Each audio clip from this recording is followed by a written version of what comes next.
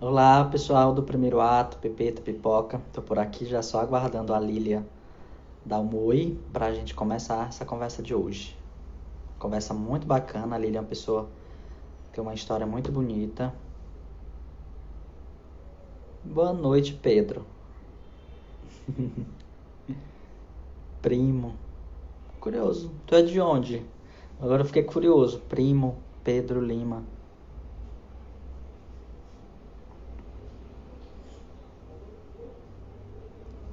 Então, gente, a conversa que eu vou fazer com a Lilia, na verdade, é uma entrevista que é mais uma conversa mesmo, que eu vou conversar com ela um pouquinho sobre a trajetória dela, sobre, enfim, esses diferentes caminhos pelos quais ela anda, né? Escritora, atriz, poetisa.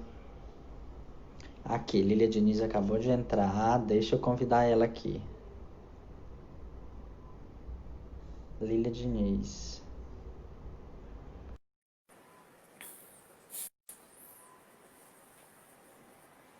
Estou esperando aqui ela.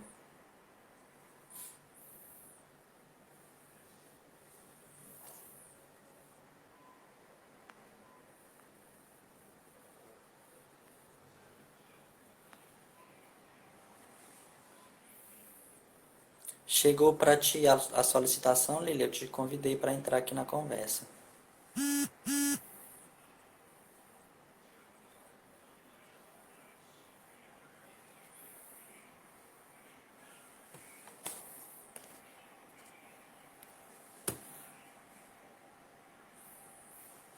Depois eu vou tentar de novo, peraí.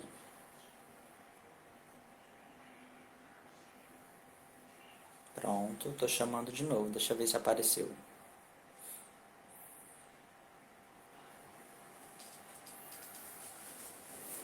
Agora sim. Só Agora sim preciso, eu tô te ouvindo. só preciso resolver o mistério de como aparecer aqui, gente. Tá, tua câmera tá carregando pra mim ainda, não tá aparecendo, tô só te ouvindo. Eu tentei participar outro dia também de uma live, mas eu tentei configurar o.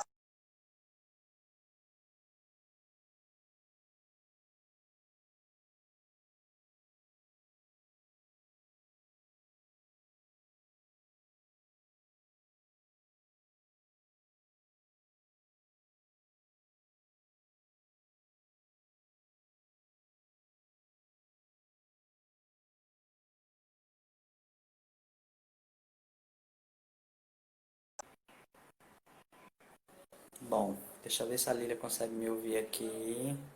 Tô ouvindo. Tá me ouvindo, né? Tô ouvindo. Eu só não tô. Tu tá conseguindo me ver? Eu não tô conseguindo te ver. Eu tô te vendo, sim.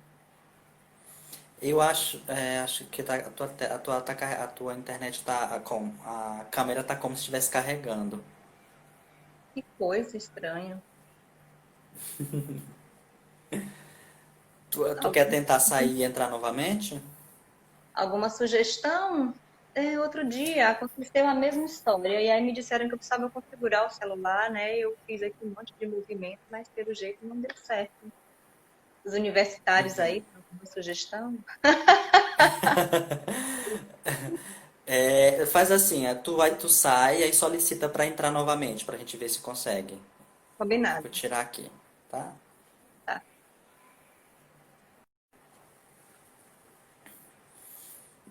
Vamos lá, ela vai tentar, ela vai entrar de novo pra ver se funciona.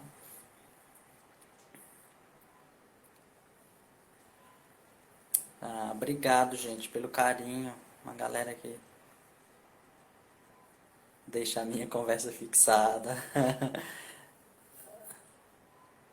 Já tem um pessoal aqui. Bom, só deixar ela só retornar novamente, que aí a gente.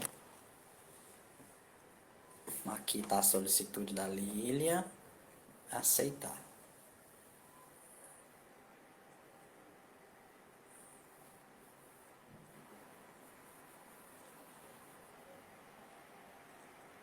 Bom, para mim só aparece a tela de novo escura. Eu também tô te vendo assim. Se tu quiser, a gente faz o bate-papo sem nenhum problema. Ah, eu topo. Aqui do tempo do rádio. Me ouvem, mas não. Exa- exatamente, é como se tu estivesse falando pra gente como uma enviada do rádio, uma enviada especial da linguagem do rádio. E eu doida aqui para mostrar meu corte de cabelo novo.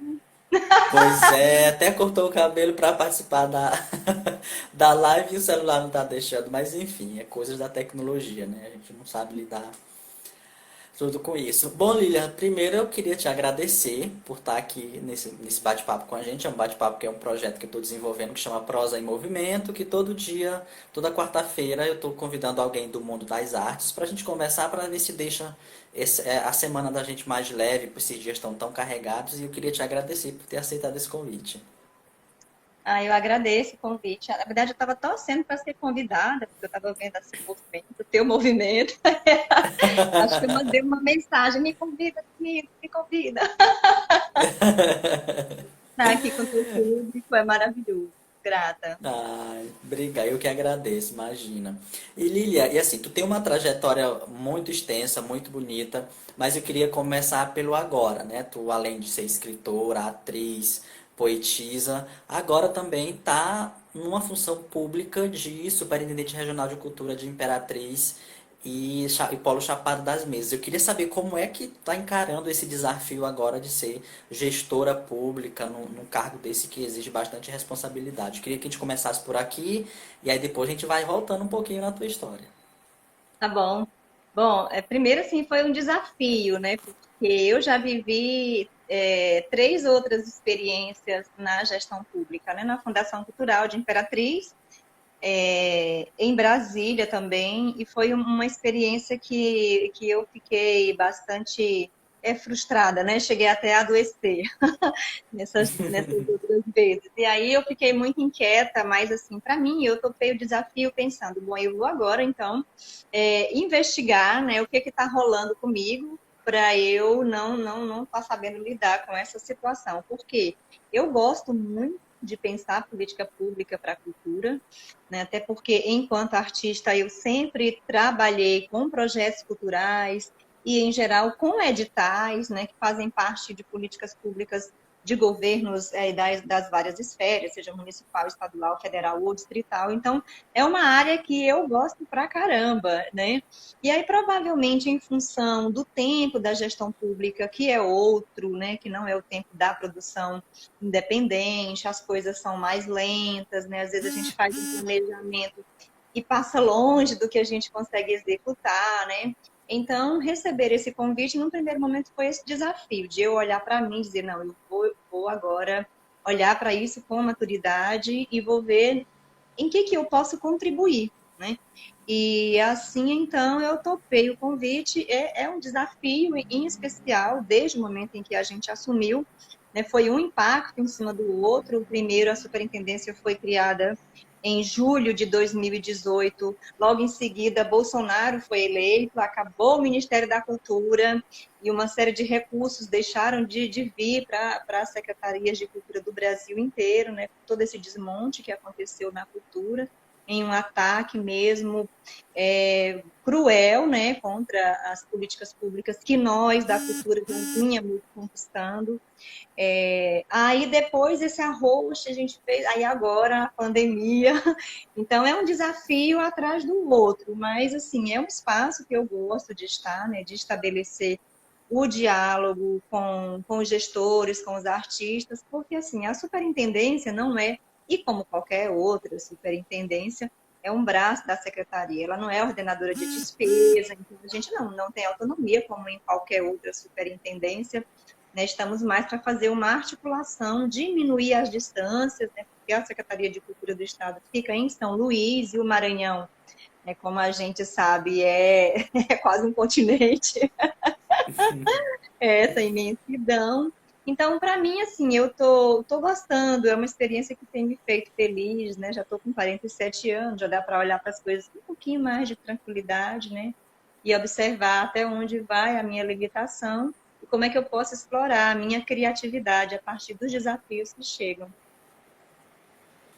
Ah, que bom, Lilia. É bom ouvir assim essa conversa que apesar da loucura, a gente tem uma certa tranquilidade, né? Bom ouvir isso. Quero aproveitar e mandar uma boa noite para a professora Miriam Varenga, ela está sempre assistindo a gente aqui, ela é professora lá do Urbano Rocha, em Imperatriz. E bom, e agora que nós já falamos desse trabalho de gente grande, né? Que é, não que os outros não sejam de gente grande, mas enfim, é um trabalho que exige um pouco um esforço mais por ser na gestão pública. Eu queria voltar lá atrás, e lá atrás mesmo, quando o trabalho começa com gente pequena, né? Que é, enfim, tu é natural de Tuntum, eu dei uma pesquisada. Eu, inclusive, eu achava que tu era natural de Imperatriz, do interior de Imperatriz. E aí eu queria saber como é que a arte chega até você, como é que você chega até a arte, quem é que se encontra, quem é que vai ao encontro uma da outra primeiro. A arte é o teu encontro ou tu ao encontro da arte? Enfim, quando é que começa isso? Olha, eu posso dizer que foi desde que eu nasci, viu, Domingos? Porque eu nasci no povoado de Criuli do Bina, que fica no município de Tuntum, mas eu não fui criada lá. Eu só nasci e meus pais moravam em Alto Alegre, que hoje faz parte daquela grande reserva indígena ali de Barra do Corda, Grajaú. É um povoado que, inclusive, nem existe mais, aquele povoado onde aconteceu aquele conflito em 1901. Você deve lembrar dessa história e ter ouvido essa história aí, né? Na academia. E então eu vim daquele povoado para Imperatriz aos 7 anos. Lá nós não tínhamos energia elétrica. Então o meio de comunicação que nós tínhamos lá era literatura de cordel, era o Rádio Nacional da Amazônia, a própria igreja, né, que trabalhava com os dramas, né, para quem não sabe, para quem tem menos de 30.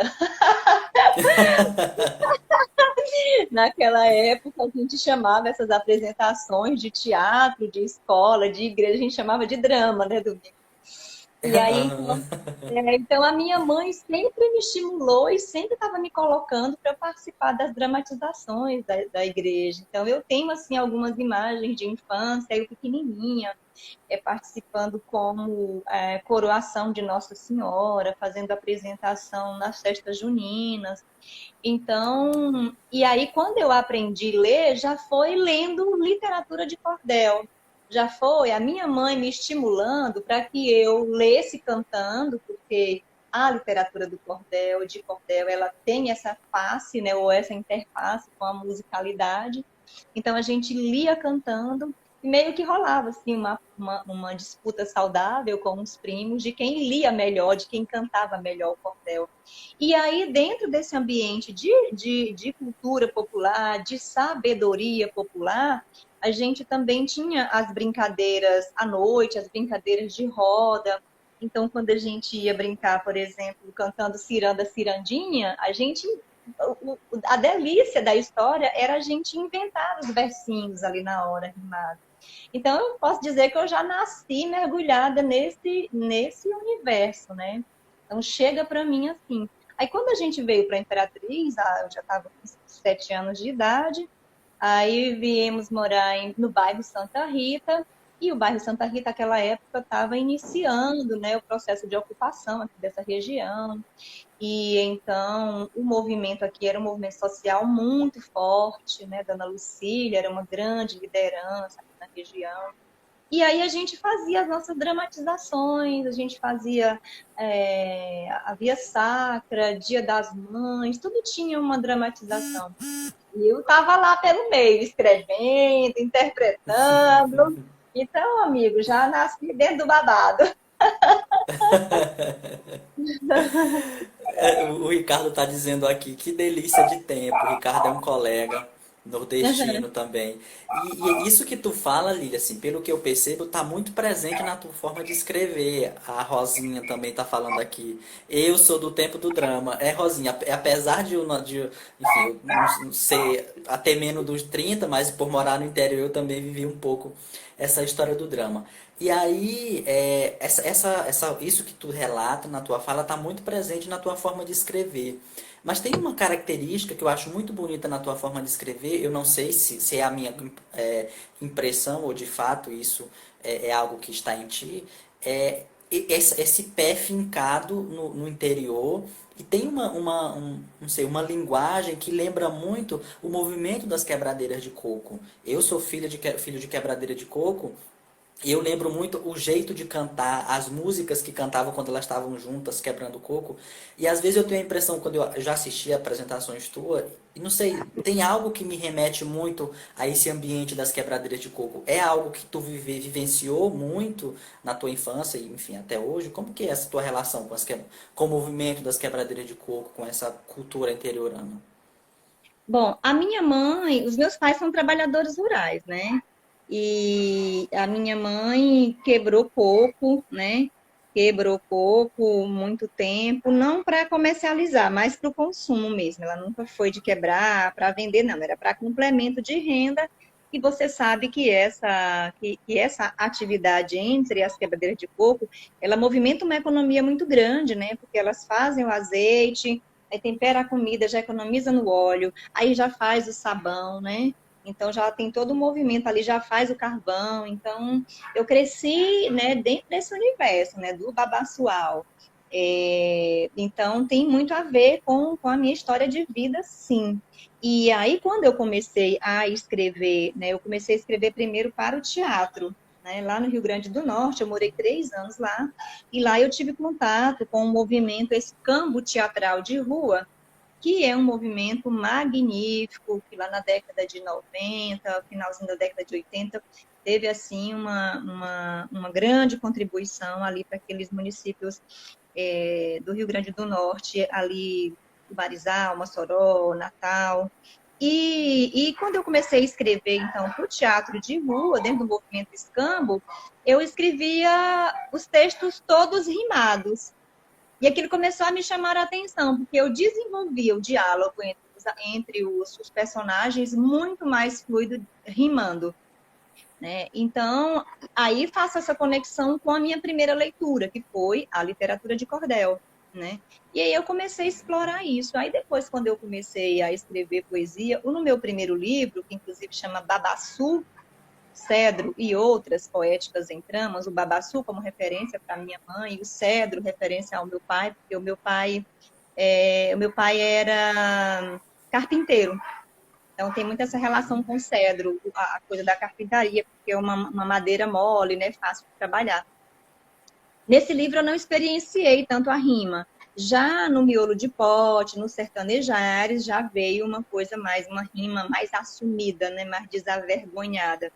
Então, tem sim essa ligação. Lembro, inclusive, que quando eu publiquei o meu segundo livro, eu morava em Brasília, aí eu enviei para uma professora da Universidade do Estado do Goiás, para ela dar uma olhada e tal. E aí ela me respondeu de uma maneira tão interessante que ela fez assim, tipo, uma crítica ao meu trabalho, dizendo: você é uma universitária, né? Você escrever assim fica parecendo que você está forçando a barra e tal. Aí eu fiz aquele textão, né? Contando a minha história para ela. E aí depois mandei um livro para ela, que ela escreveu novamente para mim, retirando tudo que ela tinha dito. E, inclusive, eu usei isso no prefácio do segundo livro, né? Da segunda edição do livro. Então, tem sim, isso é bem entranhado. Eu, inclusive, só tempero com azeite de coco babaçu. Né? Tem outros trabalhos com as quebradeiras de coco, é uma relação mesmo visceral. Ah, que bacana. De fato, então, a minha impressão, tu consegue passar isso porque eu consegui perceber isso nas leituras que eu fiz dos teus livros, nas apresentações que eu te assisti. Agora tu tocou no assunto que eu queria que a gente falasse antes da gente continuar a nossa conversa lá no tempo de gente pequena. Na universidade, como é que tu como é que tu é, como foi que surgiu o teu interesse pela universidade e como é que tu lidou dentro da universidade com essa tua característica de artista, né? Porque, enfim, a gente entra na universidade, a universidade é toda certinha e quem é artista meio que fica deslocado. Como é que foi a tua vivência na universidade no período de graduação? Oi, Dina. Dina, não é só você, não. Eu tô com um problema aqui de configuração, mas tô aqui nessa tela linda. Imagina aí eu de cabelo curtinho, linda e maravilhosa. Visualiza, Dina, né? Imagina como a Lília sugeriu, a gente está ouvindo pelo rádio, Dinas. É um bom exercício para a memória. Eu que ouvi muito rádio, então sou suspeita para falar. Então, Domingos, a minha chegada na universidade foi muito interessante, porque eu cheguei em Brasília, né?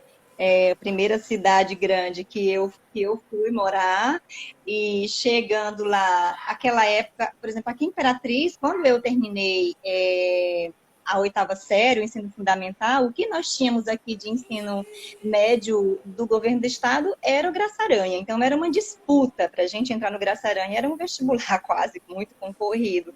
Então, eu terminei adiando um pouco a minha formação no ensino médio. Aí o tempo passou, fui parar em Brasília. E falar em universidade, a gente nem sonhava em universidade naquela época, porque era tão distante. Se o ensino médio para nós naquela época já era difícil, imagina uma universidade, né? Filho de trabalhador rural, morando na periferia, vixe, era lenda. Mas cheguei em Brasília, e aí o vestibular de artes cênicas, o vestibular estava aberto. E aí uma amiga minha disse assim, Liloca, vamos fazer. Ela me chamava de Liloca, vamos fazer esse vestibular. E eu, amiga, como assim? Ela, não, vamos nos inscrever e tal. E a gente sem grana. Gente, foi muito engraçado, porque a gente também não tinha grana para inscrição. Aí pedi emprestado para um padre, não só para mim, mas para ela também. Ele emprestou. A gente foi fazer a inscrição. Quando a gente chegou para fazer a inscrição, quem disse que a gente sabia a diferença de bacharelado para licenciatura? Por Deus. Bom, resumo da história. Fizemos, ela passou na primeira chamada, eu fiquei para a segunda chamada, o segundo vestibular do ano seguinte, aí eu entrei. E para mim, assim, nos primeiros 2 anos foi um estranhamento, né? Porque é um outro universo, embora fosse numa universidade, eu estava no departamento de artes cênicas, mas era um universo bem diferente, porque primeiro que na época eu já tinha 28 anos, né? Já tinha 28 anos. Né? 3 filhos, 3 casamentos, então eu já tinha uma história ali, um acúmulo de vivências, né? E tinha no departamento as meninas chegando com 17 anos, então ali já tinha um ambiente diferente, né, para administrar. Então, os primeiros 2 anos foi assim, de quase desistência mesmo. Porque eu não conseguia, né? Primeiro que eu não conseguia nem acreditar que eu estava lá dentro, né? Dentro da Universidade de Brasília, não era qualquer universidade, era a UNB que eu estava, né? Então, essa própria, caramba, eu estou na UNB, então, sei lá, é tudo muito grande, né? E a gente, né, se reconhecer, né, enquanto proletário mesmo, filho de trabalhador rural, caraca, né? Então, foi bem interessante. Aí, os 2 primeiros anos foi crise. Só depois que eu comecei a fazer umas disciplinas no noturno e com o pessoal da faculdade de educação, porque eu comecei a me reconhecer, né, como parte daquele espaço e vi que eu podia contribuir a partir das minhas referências de Paulo Freire, a partir das minhas referências de Augusto Boal, de teologia da libertação, de teatro de rua, aí começou a fazer sentido, né? Aí eu deitei e rolei. Aí deitei e rolei, né? Mas foi interessante. Eu fiz habilitação em artes cênicas, né? Educação Mas artística. fez licenciatura ou bacharelado? A gente decidiu que a gente ia fazer licenciatura, porque era durante o dia, e depois a gente fazia o bacharelado. Agora tu imagina, né? Que curioso. Mas essas histórias são muito boas porque de fato a gente chega no ambiente acadêmico totalmente deslocado, a gente não sabe o que é nada, não sabe como funciona nada. Muito Uhum. interessante essa parte da tua história. Mas aí, então, voltando um passo mais atrás, eu queria, enfim, tentar dividir a nossa conversa entre agora. Enfim, não dá para dividir a Lília, mas a gente conversar primeiro sobre a Lília escritora, e aí a gente vai falar sobre a Lília atriz. E aí, porque tu já publicou 5 livros, não é isso? O último Seis, livro, o último 6 livros, 6. estou indo para o sétimo agora. Ah, que maravilha. A gente vai falar sobre o sétimo antes de terminar a nossa conversa. Mas falando sobre essa tua trajetória de escritora, que inclusive tu é membro da Academia Imperatrizense de Letras. Quando foi que chegou assim? Tu falou que já escrevia desde quando fazia as apresentações e tal, gostava de escrever. Mas quando é que chegou esse momento que tu disse assim, agora eu tenho que publicar isso aqui, eu tenho que levar isso aqui para outras pessoas? Que foi o primeiro livro que tu publicou em 2001, não é isso? Como é que chegou assim esse conceito de publicar esse primeiro? Olha, eu comecei a escrever esse livro primeiro lá em Brasília. Aliás, aqui em Açailândia, porque a primeira poesia que inclusive está nesse livro, eu escrevi aqui em Açailândia, a partir de uma vivência em sala de aula. Aí, lá em Brasília, eu falava poesias, né, em saraus, eventos, as pessoas me convidavam, eu circulei em muitos cafés, muitos congressos, falando poesia de outras pessoas.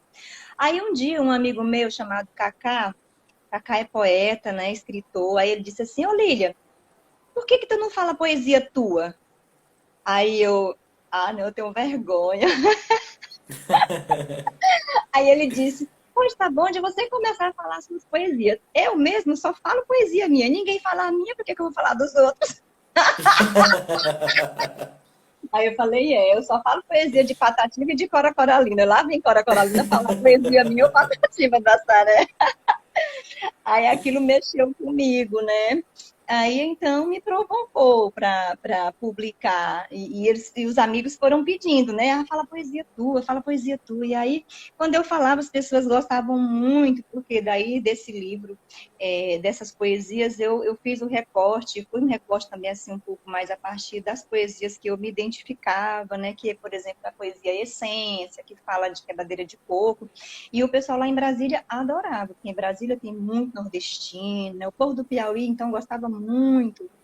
Aí, então, eu comecei a organizar o livro e aí publiquei, assim, muito por incentivo dos amigos, né? Porque amigo bota a gente em cada roubada, né?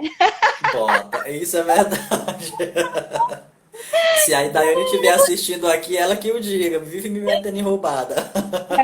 Pois é tão gostoso a gente saber que a gente tem cumplicidade. Inclusive, acabou de entrar uma amiga minha linda, que é muito cúmplice do meu trabalho, que é a Sayô, é lá do Piauí, uma amiga incrível, adoradora de Manuel de Barros, e que me bota assim uma pilha, e eu amo essa mulher. Sayô, muito grata. Que bom, mas de fato, esses amigos fazem diferença na vida de quem, enfim, dos artistas principalmente. Mas, Lilia, outra característica que eu acho que tem na tua literatura e que, apesar de tu ter entrado na universidade, enfim, que a universidade ela tenta moldar a gente, botar numa caixinha, você tem que se adaptar a uma série de regras que eles estabelecem. Mas mesmo assim, tu tendo passado por esse processo dentro da academia, tu continuou, enfim, com essa identidade que eu acho que é a característica do Nordeste na tua literatura. Tem uma colega que disse, outro dia me falou que ela gosta de quando eu falo sobre o Nordeste, porque apesar de eu ter tido experiências em vários lugares, eu não voltei metido à besta, sem o sotaque, sem enaltecer a identidade nordestina. E eu queria aplicar esse exemplo para ti, apesar de toda essa experiência, de toda essa trajetória que tu tem, tu não se transformou numa pessoa metida à besta, né? Para usar esse ditado popular que ela aplicou para mim, e a tua literatura expressa isso. O Nordeste está ali, em toda a sua extensão, em toda a sua diversidade, em toda a sua característica. Como é que tu conseguiu preservar essa característica nordestina tua, mesmo, enfim, circulando por esses espaços em que nós sabemos que o Nordeste é menosprezado, em alguns aspectos minimizado? Olha, eu nunca me esforcei para ser diferente do que eu realmente sou, né? Então, eu sempre busquei traduzir dentro das coisas que eu faço, né, que eu fiz, que eu fazia, a essência um pouco do que eu sou, as referências que eu tenho, né? Então, eu comecei lendo literatura de cordel. Depois eu conheci Cora Coralina, né? Quando eu conheci a poesia da Cora, eu falei, caramba, quando eu crescer, eu quero ser como essa mulher. Eu quero falar de coisas simples, eu quero falar de coisas simples e tão profundas o quanto ela fala. Eu ainda não cresci, não, tá? Ainda estou ainda. Ainda não é gente grande não, né? Ainda não sou gente grande, não. Mas estou num caminho e para mim essa tem sido assim a minha fortaleza, né? E também nunca fiz isso assim de maneira, como eu digo assim, elaborada, pensando. Por exemplo, quando eu fiz o primeiro livro Miolo de Pote, que chamou muito a atenção de leitores, de críticos, né? Lá em Brasília, o pessoal ficou muito impressionado com o formato do livro. Recebi assim, muitos elogios, muitas críticas maravilhosas. É um livro, inclusive, que eu já vendi 5.000 cópias de mão em mão, né? Então para um poeta de maneira autônoma vender 5.000 livros de mão em mão é um negócio assim. Um amigo meu falou que eu sou o best-seller da poesia. E aí, então, foi uma coisa que veio assim muito intuitiva, né? Eu quero, inclusive, estava até pensando esses dias em fazer umas lives ou mesmo gravar uns vídeos falando sobre esse processo criativo, né? Então, o miolo de pote veio de uma maneira muito espontânea. E quando as pessoas viam o miolo de pote, diziam: caramba, eu quero ver como é que vai ser o teu próximo livro. Esse aqui tá desse jeito, eu quero ver como é que vai ser o próximo. Aí eu comecei também a me cobrar, né? Aí eu comecei a me cobrar: caraca, como é que vai ser o próximo livro? E aí, quando eu comecei a escrever Os Sertanejares, que num primeiro momento nem tinha esse nome, eu escrevi esse livro, acho que 70% dele em uma semana, lá no Piauí. Primeira vez que eu fui Nossa. pro Piauí foi uma semana tipo, como é que fala? Mediúnico, sabe? Negócio assim, veio pro acho que 80% do livro em uma semana lá no Piauí. Aí tem um poema no livro que chama Que nem abanando um fogo quase apagado. Aí eu falei, caramba, eu vou chamar esse livro, esse vai ser o nome do livro, né? Aí quando eu mandei para o Chico Cruz, aí o Chico Cruz que você conhece, né, que é um ator, diretor Sim. maravilhoso de Açailândia, ele disse assim, não, Lia, ele está me chamando de Lia, Lia, pelo amor de Deus, bota o nome desse livro só Abano, porque o outro é miolo de pote da cacimba de bebê. O povo só chama de miolo. O outro é babaçu, pedra e outras poéticas em trama. O povo chama de babaçu. Pra que diabo é que tu vai botar um livro com um título desse tamanho? Aí aquilo mexeu comigo. Aí eu fiz no formato do Abane. O Abane é uma capa do livro, é a capa do livro, mas aí eu resolvi mudar o nome. Aí ficou Sertanejares. Então, Mas esse foi por esse livro que eu tive o primeiro contato com a tua literatura, pelos Sertanejares, que a professora Erli me emprestou para ler. E assim, ali eu já comecei a ver uma identidade nordestina transformada em palavras, né? Muito bonito. a gente está aqui com o Joãozinho Ribeiro, grande poeta de São Luís, compositor incrível, um amigo lindo demais. O Isaac Ferreira também está aqui. Tá aqui, Ó, o Tauari Formiga disse assim, ela ainda está cora curiando. Já já a gente vai falar sobre a cora. Aí o pessoal que chegou agora, só avisando, eu estou com um problema aqui de configuração no celular, a gente não está conseguindo se ver, né? Mas vão ouvindo aí o rádio, nas ondas do rádio.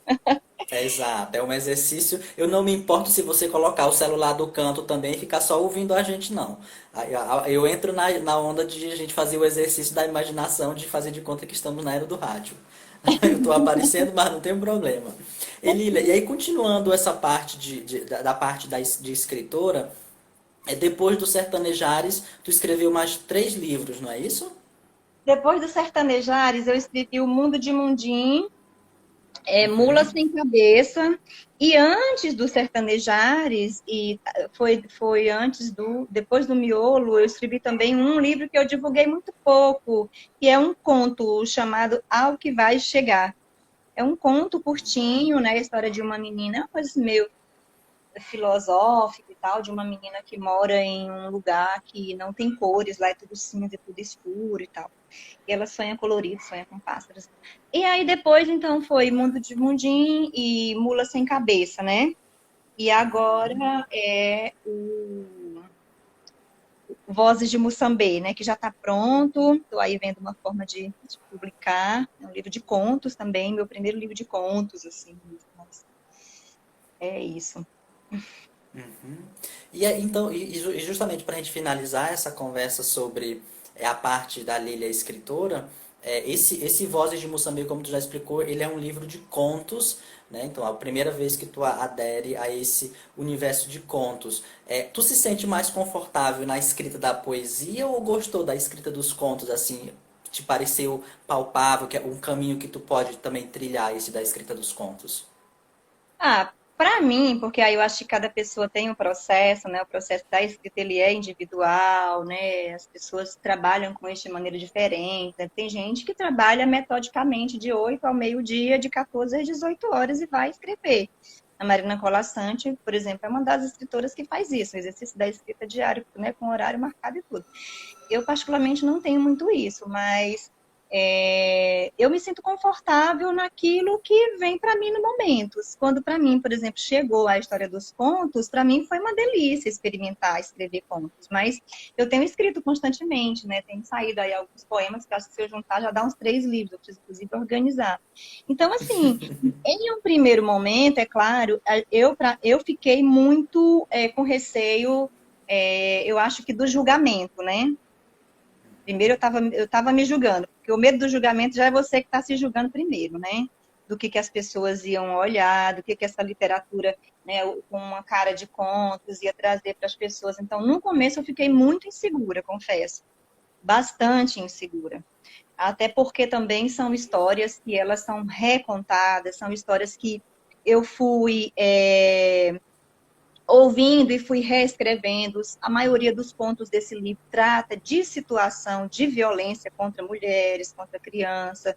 Procuro trazer um texto poetizado, com muita metáfora, mas a dor está presente ali, né? Então, eu só me convenci de que eu devia publicar quando eu mostrei para um amigo e ele me ligou, se acabando de chorar, e disse: a gente tem que publicar esse livro, cara, não dá para não publicar.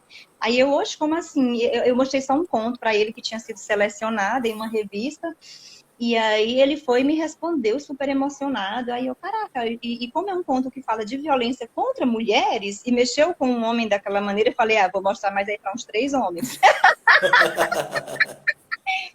E aí mostrei para alguns homens, assim, o retorno foi incrível, né? Aí eu fui e falei: então acho que agora eu publico, né?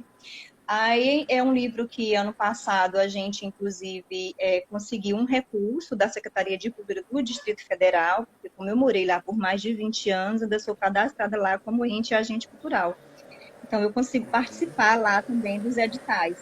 E aí a gente conseguiu um recurso para fazer uma pesquisa, e nós viemos aqui para o povoado de Água Viva, né, com as quebradeiras de coco da Reserva da Mata Grande, para ouvir um pouco das histórias dessas mulheres e conseguir fechar o livro, né?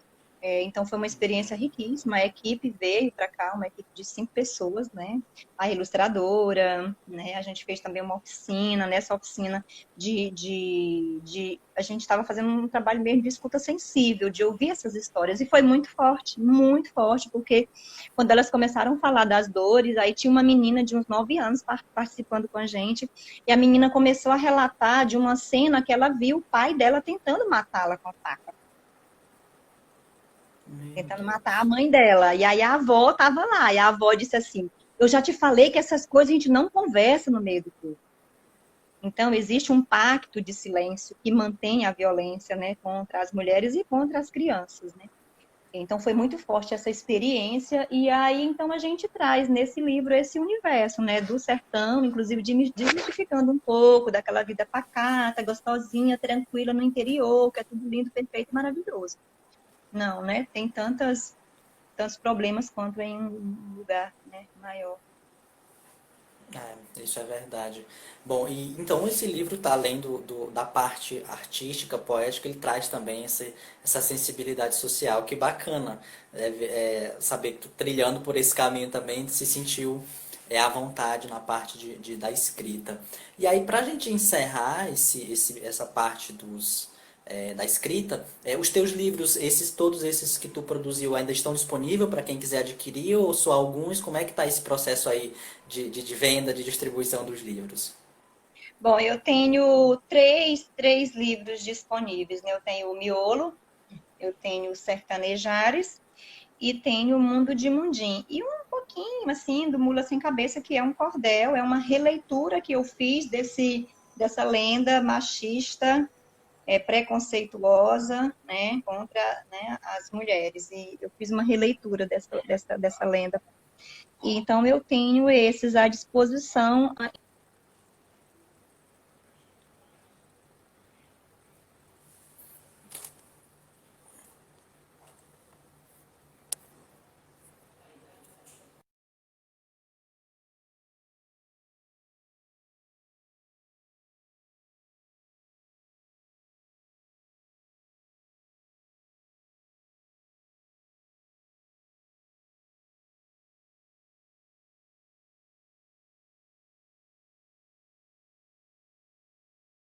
Lia. Tá conseguindo me ouvir? Deu uma cortadinha?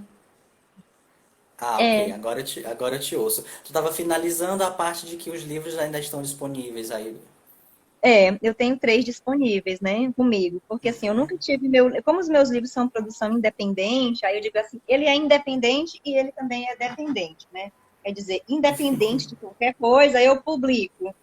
Eu meto as caras, Uhum. e dou cheque, né? E vou negociando, e vou imprimindo, e vou vendendo. E é dependente porque eu dependo da compra dos leitores. Então eles estão Entendi. comigo, sim. Né? Eu tenho esses 3 à disposição, né?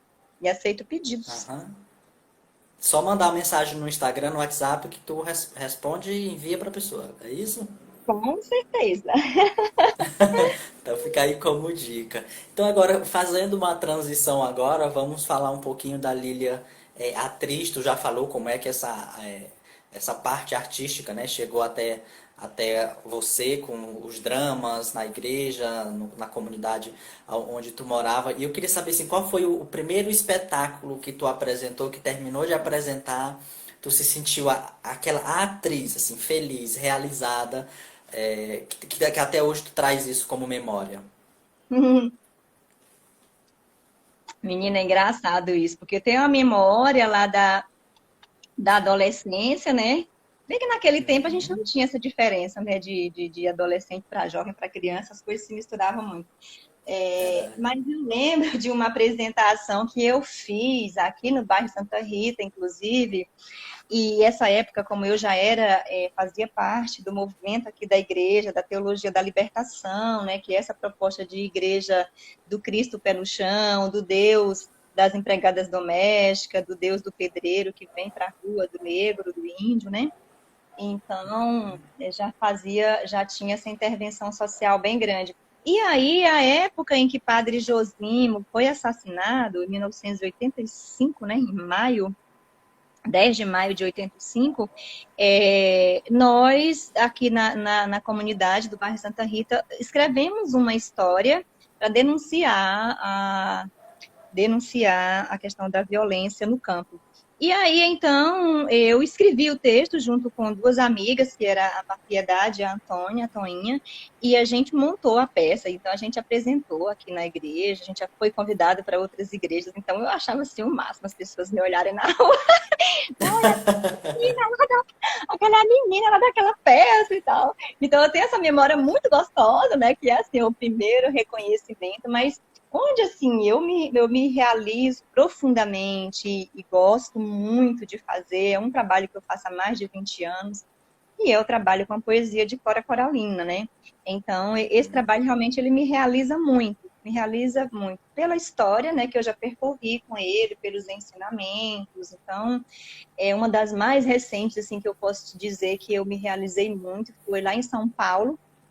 Nós fizemos uma turnê, passei até aqui por Imperatriz com esse trabalho, São Luís, e nós fizemos com esse trabalho uma coisa de acessibilidade, né? A gente tinha intérprete de Libras e também audiodescrição para cegos. Lá em São Paulo, nós tínhamos 6 pessoas cegas na plateia, além de ter também a filha de Cora Coralina e uma bisneta. E aí, quando o pessoal chegava no teatro, a gente já levava os cegos para conhecerem o cenário. Então, eles subiam no palco, né, iam fazer o reconhecimento tátil dos objetos de cena, eu conversava com eles, me apresentava como atriz, né, eles tocavam, pegavam em mim para poder, né, sentir essa coisa da presença mesmo e tal. Então, foi muito forte. E aí, quando nós terminamos a apresentação, a gente sempre fazia um bate-papo. Aí um dos cegos, o Carlos, falou assim: olha, eu posso dizer agora que mesmo cego, eu vi teatro. Porque quando você começou a falar do Rio Vermelho, eu senti os meus pés molhando no rio. Então, cara, isso aí já valeu esses anos todos, sabe? Já tira tudo quanto é memória de dificuldade que eu possa ter tido nesse meu trabalho, né? Porque você também é ator, você sabe das dificuldades que a gente passa, né? E, nossa, eu tô até emocionada de me lembrar disso, porque realmente foi muito forte. Sempre que eu olho as fotos, eu fico assim, caramba. que coisa maravilhosa é a gente poder, a partir da arte, né? Primeiro, a gente fazer um processo de autotransformação. É porque é de dentro para fora, né, Domingos, você sabe. Primeiro a gente passa por um processo de autotransformação. E aí depois a gente poder contribuir, né, com a nossa arte, com o que a gente faz, seja do ponto de vista político, social, né, do ponto de vista emocional, enfim, né, já é assim. Então tem esses dois exemplos assim que eu gosto de guardar com muito carinho aqui no baú das memórias. Que são muitas memórias e boas memórias. Sobre esse espetáculo específico da Cora Dentro de Mim, é que quando tu apresentou Imperatriz, eu dava aula na Escola Rubano Rocha e eu levei os alunos da companhia de teatro para te assistir. Acho que foram 5 alunos da companhia de teatro da escola para assistir. E eu lembro que terminou o espetáculo, tu ficou conversando com umas pessoas e eles não queriam sair. Eles ficaram assim, porque o espetáculo foi a primeira vez que eles foram assistir no teatro Ferreira Goulart um espetáculo de teatro. E aí eu lembro que agora quando eu estava divulgando essa nossa conversa de hoje, uma das meninas que foi lá, que era minha aluna na época que foi te assistir, lembrou na hora, essa é aquela mulher que fez a Cora Coralina, não é, professor?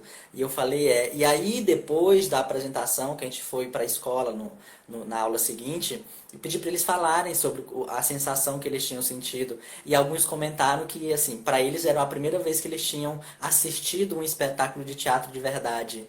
Né? Então, assim, Uau! tem essa sensação que provocou. E, de fato, assim, para mim também foi muito especial, tanto por ter assistido um espetáculo com a grandiosidade que é o Cora Dentro de Mim, quanto por ter proporcionado a eles essa experiência, né, de te verem no palco, de assistir um espetáculo com a beleza que é o Cora Dentro de Mim.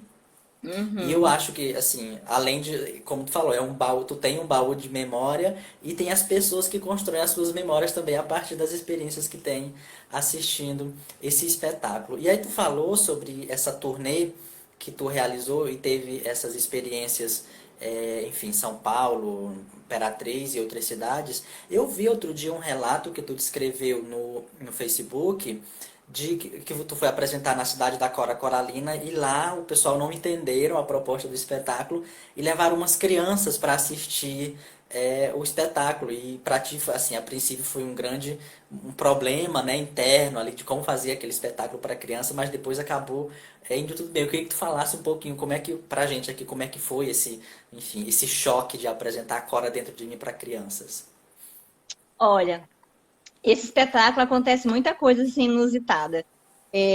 Já aconteceu por 3 vezes essa situação, né? E aí esse dia foi isso. Nós mandamos a divulgação para a produção local, né? Do espetáculo para adulto, inclusive a gente colocava lá a classificação indicativa 14 anos e tal. E aí a gente chegou, primeiro que a gente já chegou assim, já bem cansada, de finalzinho de tarde, e quando a gente chegou na porta do museu, tava lá, né? Espetáculo infantil, Cora Dentro de Mim. Quando eu olhei aquilo, me deu aquele gelo assim na barriga, né? E aí veio a Marlene, super animada, diretora do teatro, que já tinha 2 turmas de manhã e 2 de tarde, e eu com o olho arregalado e amarelando, né? Eu falei, meu Deus do céu, Suene, disse para ela, Suene, o que foi que aconteceu?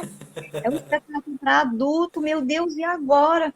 Ela disse, não, calma, respira, vamos pro hotel tomar banho, que vamos tomar um banho, que daqui a pouco tem a oficina. E esse detalhe eu não contei lá no depoimento, né? Aí eu, que oficina, amiga? Ela disse, sua louca, você esqueceu, tem uma oficina de contrapartida. E o pessoal tá aqui 7 horas da noite. O pessoal era turmas, estudantes de letras da Universidade Estadual do Goiás. Meu Deus do céu, aí 2 sustos, né? Agora o que a gente vai fazer? Não, a oficina eu resolvo, mas esse negócio de amanhã, como é que vai ser, né? E aí fiquei angustiada, né? Muito angustiada. Aí quando foi no dia seguinte, chegamos cedo para montar, e aí eu falei, Suene, quando as professoras chegarem, você pede para essa mulher ir dar uma volta com esses alunos por aí. Suene, esse espetáculo é para adulto, a gente não preparou ir para criança, porque criança tem muita coisa da imagem, né? Outro tempo, o espetáculo realmente ele foi preparado, não foi para criança, então E eu amarelava de medo, né, das crianças, assim, porque criança é muito honesta, né? Se ela não gostar, ela não gosta mesmo, e acabou, não tem conversa. Ela faz você parar no meio do espetáculo. Aí, inclusive, já aconteceu comigo, né, de levarem crianças de 3 anos para o teatro, meu sobrinho, e aí ele, ah, não, tia Lília, que hora que você vai terminar isso? Eu já tô cansada.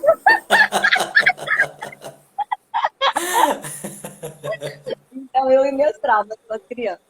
Aí a professora disse que não, que ficaram 15 dias trabalhando e que os alunos saíram de lá com a notícia. Eu falei, caramba, agora não tem jeito, eu vou rezar. E fui lá para dentro do casarão e fiquei andando e olhando para as coisas e rezando para tudo quanto era santo, pedindo, né, orientação e tudo. Aí fomos, né, lá venho eu, né, a concentrada na história, né, tanto, naquela caminhada ali inicial, né, buscando coragem daquele quintal, procurando, né, me estabelecer ali, criar alguma coisa, algum personagem que desse conta daquele momento. Aí tô eu lá super concentrada, aí a menininha, ô tia! Ô tia! Aí botou as mãos nos ouvidos, né, nos 2 ouvidos. Ô tia! Pai, eu já tô cansada, essas cigarras não param de cantar, meus ouvidos já estão doendo! Aí eu falei que elas são terríveis, gente do céu! E agora, o que é que eu digo para essa menina? Aqueles 5 segundos, assim, de desespero. Aí eu falei, não, meu bem, essas cigarras, elas foram contratadas para recepcionar vocês. Mas, olha, elas foram contratadas, agora elas vão parar, quer ver? Aí bate palma. Menino, que eu bati palma foi incrível, assim. As cigarras pararam, eu falei, gente, aconteceu uma mágica, que a minha reza deu certo. E aí, bom, eu não sei explicar o fenômeno, eu sei que as cigarras entenderam e pararam de cantar. E aí também, assim, foi uma coisa assim que aconteceu e que terminou trazendo para mim, assim, a segurança. Dizer, não, faz aqui uma contação de história, readapta o texto, não precisa você se comprometer em estar recitando Cora, você vai contar a Cora para essas crianças. Vai fazer aqui uma contadora de história, você vai fazer uma outra interpretação, isso tudo em fração de segundos, né? E aí, pronto, eu me liberei, né, da carga da atriz, a intérprete, e fui mesmo para a contação da história, né? Aí, pé no chão, deitei com eles, aí consegui relaxar e foi gostoso, mas olha, fui um medo, assim, daqueles, né? Quem faz teatro, só quem faz teatro é que sabe as pendengas que a gente passa na vida. Menina, olha, não é brincadeira, não. Ô Lília, o nosso tempo, infelizmente, já estamos nos encaminhando para o final, mas eu queria fazer uma última pergunta, nós ainda temos 7 minutos. De toda essa trajetória que tu tem de escritora, de atriz, de gestora pública, qual é a principal lição que tu passa para essas pessoas que estão começando agora, seja no teatro, seja na escrita, enfim, qual é a lição que tu daria para essas pessoas, assim, conselhos, para quem está começando a galgar seus primeiros passos enfim, nesse universo da arte? Olha, Domingos, eu acho que, assim, inclusive em qualquer profissão, né, que a gente resolva assumir nessa existência, eu acho que a gente precisa fazer aquilo que nos toca a alma, né? Fazer aquilo que nos toca, né, a essência profundamente, né? Porque se enquanto artista, professora, gari, torneiro mecânico, qualquer profissão que a gente resolva ou que a gente, né, se qualificou para aquele momento, antes de qualquer coisa, é a gente fazer, né, de coração mesmo, com amor, acreditando no nosso potencial, porque aí sim a gente vai conseguir fazer aquilo com qualidade.